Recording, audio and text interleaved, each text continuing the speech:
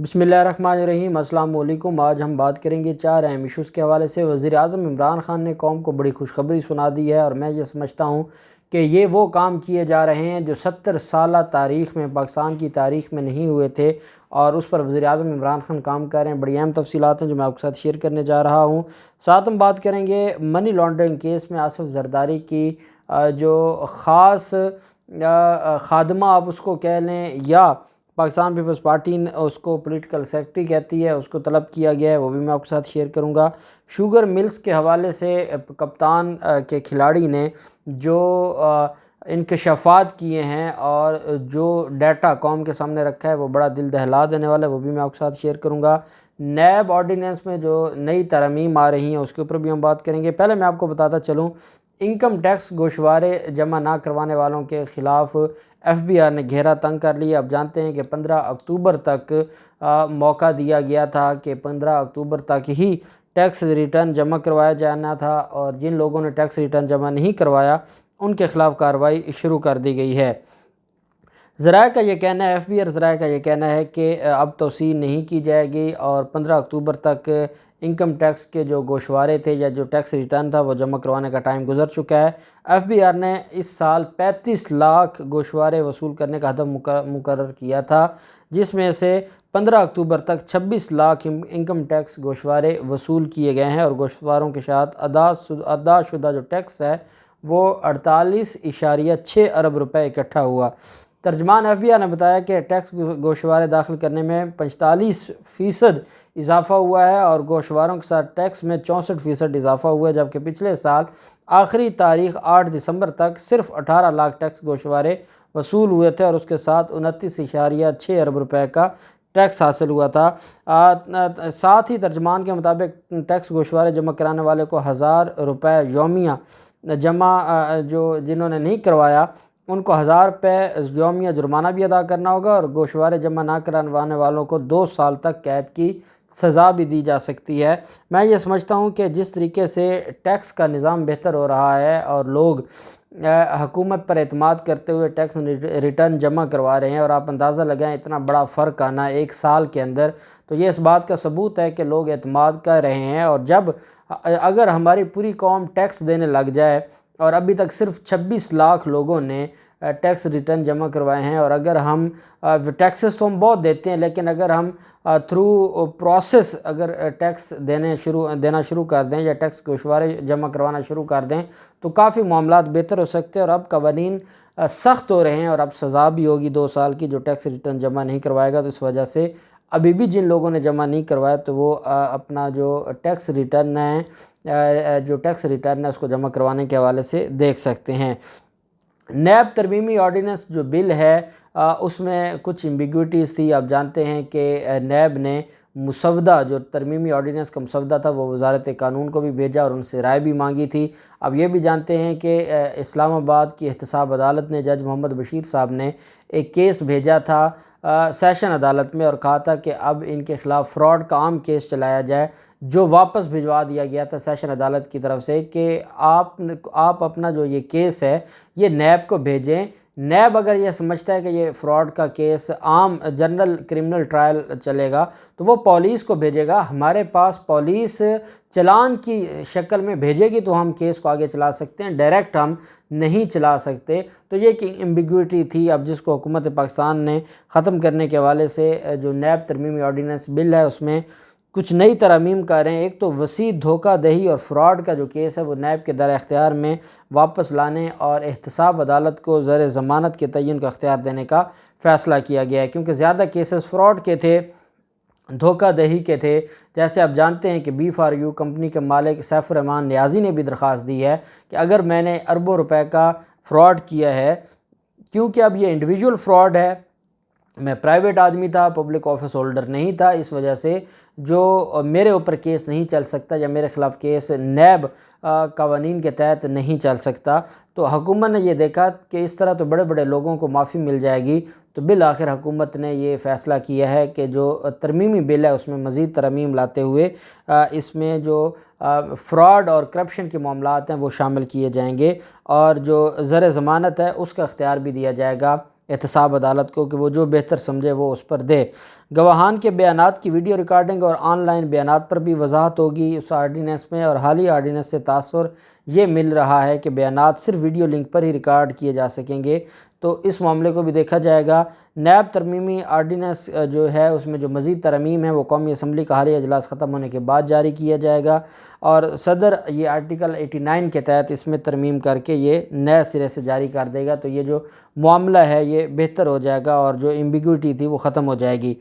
Money laundering case کے حوالے سے آصف زرداری کی جو درخواست خارج ہوئی تھی اس پر بھی آج عدالت نے فیصلہ سنایا ہے، اور عدالت کا یہ کہنا ہے کہ کیونکہ آصف زرداری کے خلاف یہ جو ایلیگیشن ہیں یہ تب ہیں جب Asif Zardari public office holder تھے یا وہ صدر تھے پاکستان کے، اور انہوں نے اپنے جو ان کی طرف سے الیکشن کمیشن کو کاغذات نامزدگی جمع کروائے گئے تھے اس میں بھی یہ پراپرٹیز نہیں شو کی تھیں، جو اس بات کا ثبوت ہے کہ آصف زرداری جب پبلک آفس ہولڈر تھے تب یہ فراڈ ہو رہا تھا، اس کے بینیفیشری آصف زرداری ہیں۔ اس وجہ سے آصف زرداری کی درخواست ناقابل سماعت قرار دیتے ہوئے خارج کی گئی تھی، اور یہ کہا گیا تھا کہ آصف زرداری کو نیب آرڈیننس کا ریلیف نہیں دیا جا سکتا۔ دوسری طرف منی لانڈرنگ کیس میں ہی تحقیقات کے لیے آصف زرداری کی پولیٹیکل سیکرٹری کو طلب کیا ہے، جو نیب نے منی ٹریل سمیت تمام متعلقہ ریکارڈ بھی ساتھ لانے کی ہدایت کی ہے، اور جو رخسانہ بنگش کو 19 اکتوبر کو دن 12 بجے پیش ہونے کی ہدایت کی ہے،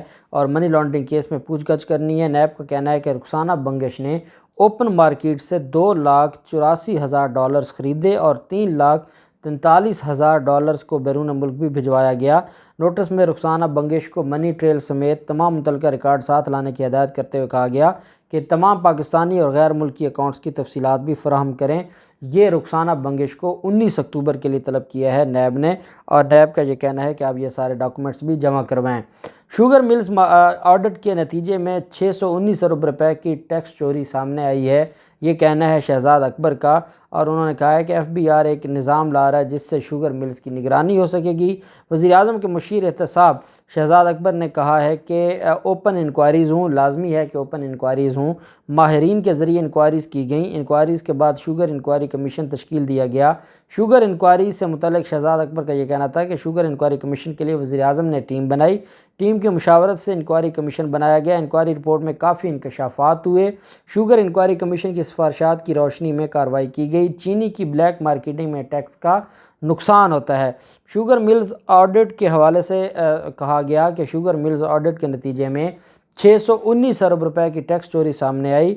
89 ملز کا آڈٹ مکمل کر کے ٹیکس کا نفاذ کر دیا گیا۔ 89 ملز میں سے بعض ایسی ہیں جن کے آڈٹ نہیں ہوئے۔ شوگر کمیشن کی انکوائری کے نتیجے میں یہ بہت بڑی کامیابی تھی۔ اقدام کے بعد شوگر مل سے ٹیکس دگنا بڑھ گیا ہے۔ انہوں نے کہا کہ بعض شوگر ملوں نے کورٹ سے سٹے لے رکھا ہے۔ گزشتہ سال شوگر ملز سے ٹیکس کی مد میں دگنا اضافہ ہوا ہے۔ کارٹلائزیشن پر 44 ارب کا جرمانہ عائد کیا گیا، جبکہ شوگر مافیا سٹہ بازوں کے خلاف آپریشن کیا گیا۔ شوگر میں سٹہ بازی کے عمل کو غیر قانونی قرار دیا گیا۔ ماضی میں جو ریٹ حکومت مقرر کرتی تھی وہ کسانوں کو نہیں ملتا تھا۔ موجودہ حکومت میں کسانوں کے تمام واجبات ادا کیے گئے ہیں۔ چینی کی مقررہ قیمت پر سپلائی ایک چیلنج ہے، اس پر کام ہم نے جاری رکھا ہوا ہے۔ وفاقی حکومت نے سٹے بازوں کے خلاف آپریشن کیا۔ ایف بی آر نے 13.8 روپے کی لائبلٹی لگائی۔ ایف بی آر ایک نظام لا رہا ہے جس سے شوگر ملز کی نگرانی ہوگی۔ اس نظام کو رکوانے کے لیے رکاوٹیں کھڑی کی جا رہی ہیں، لیکن ہم ان سارے معاملات کو دیکھیں گے، اور ساتھ یہ بھی کہا کہ جن لوگوں نے بقایا جات نہیں دیے تھے، جن شوگر ملوں نے، ان مالکان کے خلاف ہم نے مقدمے بھی درج کیے ہیں اور ان کی گرفتاریاں بھی عمل میں لائی جا رہی ہیں۔ ہم صرف یہ چاہتے ہیں کہ شوگر مافیا کے خلاف کارروائی ہو، اور شوگر کی جو مصنوعی قلت کی جاتی ہے وہ بھی ختم ہو، اور ریٹ بھی بہتر ہوں تاکہ عوام کو ریلیف مل سکے۔ دوسری طرف جو ہمارے وفاقی وزیر قانون ہیں بیرسٹر فروغ نسیم صاحب، انہوں نے جو نئی کرمنل جو ریفارمز ہیں، کرمنلز کے جو لاء میں ریفارمز ہیں، اس کے حوالے سے کہا ہے کہ کسی بھی کیس کا فیصلہ 9 ماہ میں دیا جائے گا۔ ماتحت عدالت اگر فیصلہ نہیں دے پائے گی 2 ماہ میں تو اعلیٰ عدلیہ کو اسے جواب دینا ہوگا۔ وزیر قانون نے کہا ہے کہ جسٹس ہیلپ لائن کا خیال بہت بہترین ہے، اس کی مدد سے نوجوان وکلاء کے مسائل حل ہو سکیں گے۔ انہوں نے کہا کہ اس فورم سے بہت آگاہی ملی جبکہ نوجوان وکلاء کے مسائل بھی حل ہوئے۔ بیرسٹر فروغ نسیم نے کہا کہ وزارت قانون اب کرمنل ریفارمز شروع کرنے جا رہی ہے، جس کے تحت 9 ماہ میں کیس کا فیصلہ آ جائے گا، اور ماتحت عدلیہ فیصلہ نہیں دے پائیں گی تو اعلیٰ عدلیہ کے ججز کو وہ جواب دہ ہوں گے۔ انہوں نے کہا کہ کرمنل ریفارمز کے تحت تھانے کا ایس ایچ او کم از کم BA پاس ہوگا، پروسیکیوٹر فیصلہ کرے گا کہ ثبوت کافی ہیں کہ نہیں۔ اس کے تحت فرانزک لیبارٹری بھی قائم کی جائے گی، DNA ٹیسٹنگ بھی گواہی میں شامل کریں گے، مقدمے میں الیکٹرانکس گواہی بھی شامل کی جائے گی۔ 161 کا بیان زبردستی کیا جاتا تھا، اب کوشش ہوگی کہ ویڈیو کے ذریعے 161 کا بیان لیا جائے۔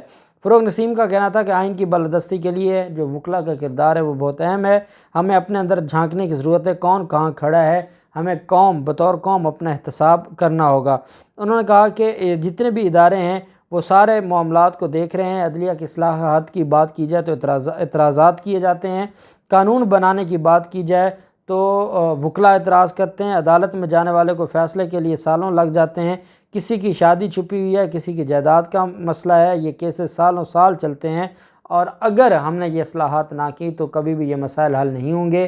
یہی وجہ ہے کہ انہوں نے کہا کہ کرمنل جو سسٹم ہے ہم اس میں ریفارمز لا رہے ہیں، اور جو اس میں 2 بڑی اہم چیزیں ہیں، ایک تو یہ ہے کہ 9 ماہ میں کیس کا فیصلہ ہوگا، دوسرا جو SHO ہوگا اس کو کم از کم گریجویٹ ہونا چاہیے، گریجویشن کی تعلیم SHO کے پاس ہونی چاہیے، وہی SHO لگ سکتا ہے، اور ساتھ جو ماڈرن ڈیوائسز ہیں یا جو الیکٹرانک ڈیوائسز ہیں یا جو جدید طریقہ ہے ایویڈنس کا، گواہوں کا، اس کو بھی مد نظر رکھتے ہوئے اب جگہ دی جائے گی قانون میں، اور یہ بہت اہم چیزیں ہیں، اور اگر ان کے اوپر عمل درآمد ہو گیا تو یہ کرمنل جو لا ہے اس میں ایک بہت بڑا انقلاب ہوگا، اور یہ ایک ایسی ریفارم ہوگی کہ جس کو ہر صاحب عقل پاکستانی قبول کرے گا۔ اب دیکھتے ہیں ان سارے معاملات میں کیا ہوتا ہے، جو بھی ڈیولپمنٹ ہوں گی آپ کے ساتھ شیئر کرتے رہیں گے۔